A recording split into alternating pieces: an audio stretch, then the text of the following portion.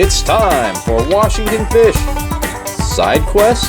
This episode, it's time for Washington Roadkill Quest. Hey Washington Fish Questers. Well, as you might know, it is deer season right now here when I'm filming this in the fall. I just saw one. I think I'm going to put one in the truck. However, I didn't fire a single round. And I didn't hit it with my car either, but somebody else did. That's right, I'm going to go salvage a deer. Not my first time doing it, but it is my second time doing it. So it's not like I'm super experienced. So assuming the deer is still there, I figured this would be a good time to make a video about Washington's deer and elk salvage law. All right, if it's still there, it should be coming up on it pretty quick here. This is a suburbanite deer. You know, where I live, they're almost like pets, you know. I love them. Like a lot of people can't stand them, you know, because they turn your yard into a mix of moss and deer turds, you know, and you can't really garden. But I mean, that's fine. I garden. I just put up a fence, you know. I'd much rather have the deer around than not. You know, you got to drive a lot slower as well, you know, or you might hit one. And I know sometimes even if you're being perfectly safe, that can still happen. But at any rate, look forward to seeing if it's still there or if I miss the boat. I'd say step one is, you know, when salvaging a deer here in Washington State is get permission from your wife. You know, she's very fine with whatever I do in the garage. So, but I let her know for sure, and she said, "Yeah, go get it." All right, I just sped past it, and I'm on a little side road now at a stop sign just about. So it's a little doe. It's, you know, it's an adult. It's just not very big. It does look to be in good shape, but it's still there. So I'm gonna go huck it in the back of the truck here. And, you know, probably needless to say, but if you're disturbed by images of, you know, dead large mammals, do not watch the video any further. I don't plan to field dress it though. I just plan to, you know, kind of talk, but you're gonna see a deer corpse here. All right, you'll see it here soon. There it be. I didn't do this with the first deer I salvaged, but I'm going to put on some gloves, you know, why not? Might get a tick on you or something like that.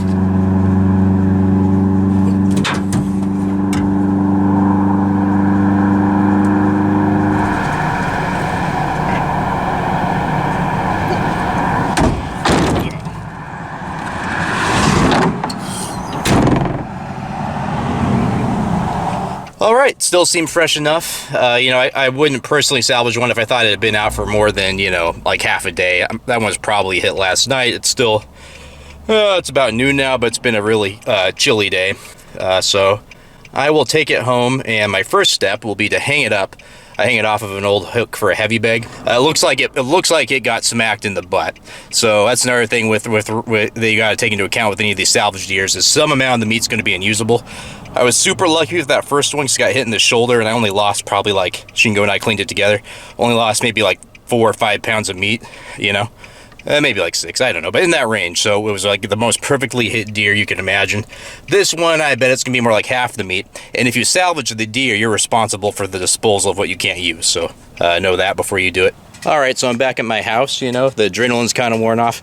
So I guess another thing to take into consideration when you get a deer off the side of the road like that is just road safety, you know. I put my truck in the road kind of, you know, like so that people that actually have to go, and that might sound counterintuitive, but I wanted to make sure I didn't get hit, you know what I mean? So I put my truck a little into the road so people have to actually slow down. And again, this is a suburban area. I didn't talk much during that because you just scoop that deer up, throw it in your truck, and get the heck out of there because you know, your safety's at stake. You know, and I'm cracking wise, you know, because I was doing the host thing on the YouTube. But just so you know, whether I have never shot a deer. I don't know if I could or not, honestly. I've cleaned plenty of them. I mean, I've helped friends butcher them even when I was young. But you know, whether you get it through salvage or through taking it yourself, I do view the like taking of a deer as I don't know, it's a solemn occasion, you know. I can't speak to what it's like to be a hunter and take one, but you know, I don't know. There's like a spiritualityness to it. There's a transfer of life force from one entity to another. You know, I never take joy in taking life from another entity, but there is that part of my primitive brain that's just like, meat. So, you know, I will say my farewell to this deer, you know, apologize to it for humans being terrible monsters that drive around in trucks and hit them and leave them for dead. But you know, is what it is, and glad that I could, you know, be, you know, hashtag blessed with this bounty, this boon, you know, of meat for my family and friends. I don't know if you can tell in the video there, but still very clear-eyed there. You know, it's leaking blood and saliva out of the mouth. Yeah, pretty clearly, pretty freshly dead. It'll be interesting with those back legs. I was worried it was rigor mortis, but it definitely got hit in the butt. So, I mean, I can see its spine too, kind of at the top there, protruding a bit. Yeah, it'll be interesting hanging it. I hope it's structurally sound. All right, so this will be the last picture I take of the deer, maybe before it's all processed, just to show you how much meat I get out of it. But I have it hanging right here, so again, if you don't like that kind of content, then just turn off the video. All right, there it is hanging. I'm going to go ahead and bleed it now, then I got to take off for a birthday party. But I will be back to field dress it, or I guess garage dress it after that. Still glassy-eyed, and it's dripping blood. I know it's going to bleed out real fine.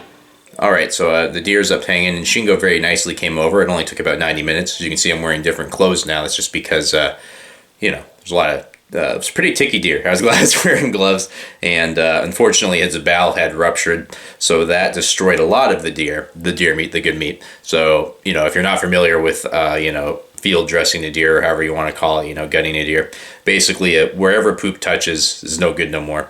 And it was like a poop bomb because the poor thing basically got its back broke, and like it was just poop everywhere. So good lesson learned for me there, because that first one I got, it was like, you know, like 85, 90% salvageable.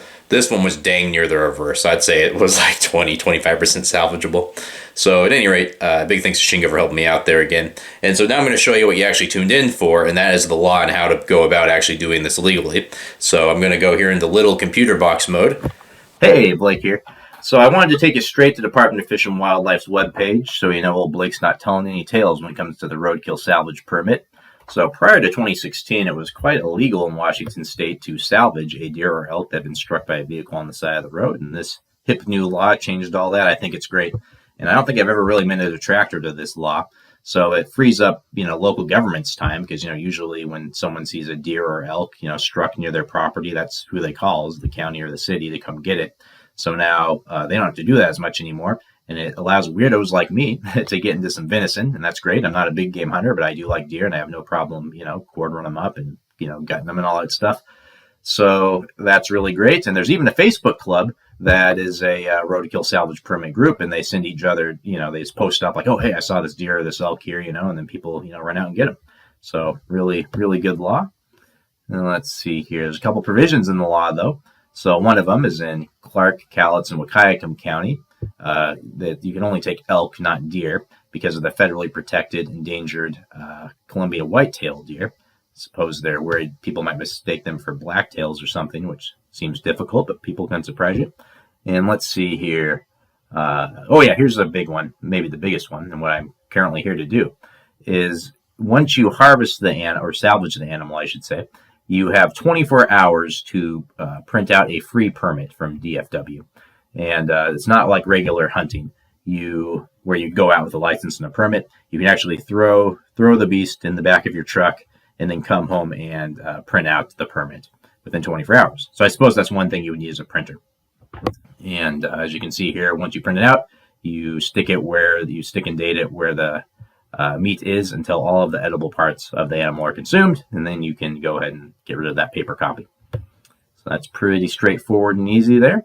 And then here's some mapping information. Well, here's some food safety information, which is very important. And then here's some mapping information, which I'll show you in a second here after we are done going through the provisions. So again, there's the 3 counties that you can't take deer in. There's the 24 hours where you get the permit. Can't use big game tags on them. I don't know why you would. Let's see here. The entire carcass must be removed. That's a big one. So, you know, the deer I got, the one I just got, was pretty destroyed. In retrospect, I don't know if I would have got it, but, you know, I'm going to get some meat off of it anyway. The first one I got, it couldn't have been hit any better. You know, I got like, 85, 90% of that animal. This one's dang near the reverse. I'm probably going to end up with like 6 to 8 pounds of meat.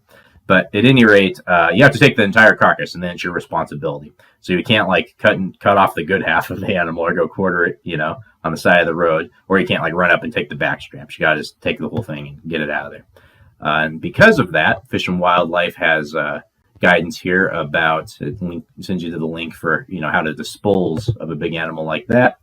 I'm not going to dive into this because it would be quite boring. Some of it's open for interpretation, I think, but I'll just read you the section that I think you should know. The person responsible for disposal of a dead animal must dispose of it by burial, landfilling, incineration, compost, and rendering, or another method approved by the local health official or that is not otherwise prohibited by federal, state, or local law or regulation. So, I mean, the key takeaway to me there is you have a lot of options, barring local ordinances that might prohibit them. But there you go.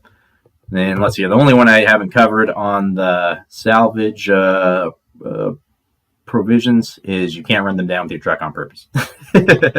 That's about it. I guess one thing I would just say, if you don't know, if you're like totally new to like the deer and elk world, is if you saw something that got like a Texas heart shot, which basically means it got shot in the butt, or if you see something like a deer, like an arrow sticking out of it that's dead, I would leave that alone and call Fish and Wildlife, because that's an animal that wasn't shocked well, opposed to something that was hit by a car. So don't throw those things in the back of your truck, because it might look like you're poaching. But if it's clear that it was just struck by a vehicle on the side of the road, then it's literally fair game. See what I did there? All right. Well, here's a map of the state, and this is really great. This is the first three data, or the first 4 years, 16, 17, 18, 19, from the program. And I'm sure 20s are coming. At any rate, of where the deer and elk were taken. So that's really cool. So the more you zoom in, these bigger blocks, I think, break up these little bubbles there. Oh, I thought they were. Oh, no, they're making a liar out of me. Well, let me zoom one more time. Oh, there it goes. I think it just started as I zoomed that second time. So I'm going to zoom in again. There we go. So when you get down really, really far like this, these little orange dots are the animal. So here a male elk was hit December 23rd, Christmas Adam there, 2018. And then over here, a female deer was hit New Year's Eve. Geez, these are some holiday hits in 2018. And then let's see what we got down here. Male deer was hit November 17th, 2016. So this is a pretty cool little resource. I mean, if anything, for your curiosity. But here's a roadway where they're just getting hit all over the place. So if you're actually looking for salvage opportunities, you could actually go in here and mine the data, when they're getting hit. And, just be ready. Have your corpse handling gloves ready to go the months, where there's a lot of encounters, I suppose. So there we go. And let's see what else. Oh, yeah, the most important part. So here's the actual way you go to print out your permit. And again, you do need to print it. So this is very easy. When I did it the first time, I couldn't believe how easy it was. It says Fish and Wildlife might contact you. They never did with me, but I suspect if they did, it's because your permit maybe was incomplete. So the top of this, it's just your contact info. I'm not going to spend a lot of time on that. Your name, address, phone number, all that good stuff. Then animal info. As you see already, so deer. And then, mine was a female. And there you go. And then you have notes about the animal. So I'll probably go in there and say, it was hit in the back, broken back, and then you don't have to say where it was there, because down here's where you say that. So you put in the date and the time. Then you go down here. And I'm not going to go to where I hit it just because of the privacy and all that. But let's say I hit it in Wenatchee. You go down. And I'm not going to submit this, so don't worry. Let's see. And you drop a pin. There we go. I don't even know where I dropped that pin. And again, I'm not going to press submit because I'm not going to mess up their data. but so there you hit it on the corner of, what was that, Lewis and, that'd be cool if it was Clark. Chelan. That's pretty close. Lewis and Chelan. So it, and then you just keep going there. It gives you a little GPS there. And let's see here. Oops, sorry. Then just general notes, and then you go on if there's a couple more pages. But then it gives you a printable permit. You print that out, and again, you stick it on, in my case, in my chest freezer up until I finish off that deer. So that's pretty dang easy.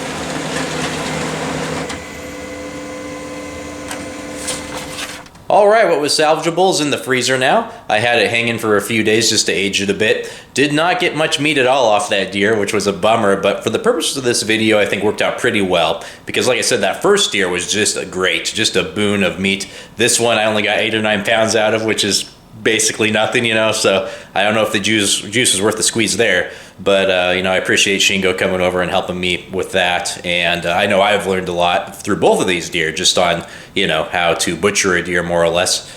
So that's in the second one. Although there was the poop bomb, we did a lot better than the first. So that's another benefit. If you ever think you might go hunt a deer, it's good practice. At any rate, all that's left for me is I'm going to put my permit here on the side of my chest freezer. There we go. And here, I'll show you one of the packs. It's already in there, but yeah, there you go. Looks about like that. Lots of stew meat, so it wasn't even the greatest of meat, but what are you gonna do? Well, I hope if you get out there and salvage a deer or elk, it's a more pristine one. Thank you so much, and see you next time on Washington Roadkill Quest.